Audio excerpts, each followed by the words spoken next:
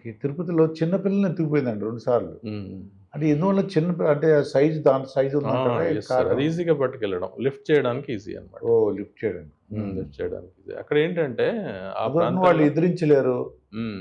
చిన్నవాళ్ళు గదా! హ్మ్. ఈజీగా ఇప్పుడేంటంటే అది ఈజీగా పట్టుకెళ్ళి చెట్ల మీద పెట్టడం ఇలాంటివి చేస్తుంటది. అది హ్మ్. కూడా అబ్నార్మల్‌గా ఉన్నటువంటి పరిస్థితులది. నార్మల్‌గానైతే అట్లా చేయవు. హ్మ్. మనుషులను జేయడం అనేటువంటిది తక్కువ, తక్కువ సందర్భాలు. కానీ చిరుతపులులు ఇంకా నార్త్ ఇండియాలో వాటికి బాగా సమస్యలున్నాయి చిరుతపులుల హ్మ్. కారణంగా. అది కూడా సేమ్ సార్ ఇవే కారణాలు. ఆవాస నష్టం కావడం ఇలాంటివి. హ్మ్. డిస్టర్బెన్సెస్.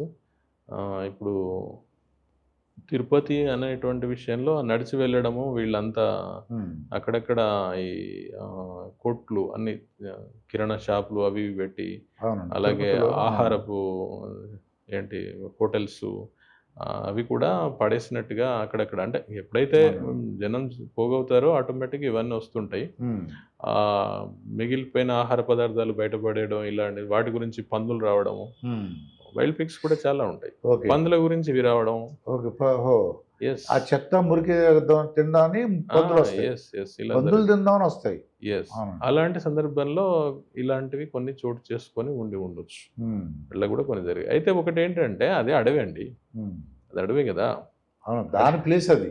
ప్లస్ కదా! అవును. అంటే మళ్ళా మనం ఇట్లా అంటే మళ్ళీ వేరే రకంగా అర్థం ఆ! చేసుకుంటారు గానీ, అది కూడా అవునులెండి. వాస్తవం గదా! అవునండి. అది కూడా వాస్తవం. అది ఇప్పుడు అడవులవి. మనకి ఎక్కడ దారున్నా సరే అడవిలోంచి ఆ గవర్నమెంట్ పర్మిషన్ అది తీసుకొని కూడా ఏస్తారు. దట్టమైన అడవులు మళ్ళీ మామూలు అడవులేం గాదు. చాలా అవును. దట్టమైన అడవులు. హ్మ్. చాలా మంచి అడవులు. హ్మ్. అడవుల్లో మరి యానిమల్స్ ఉంటాయి సహజంగానే. అవును.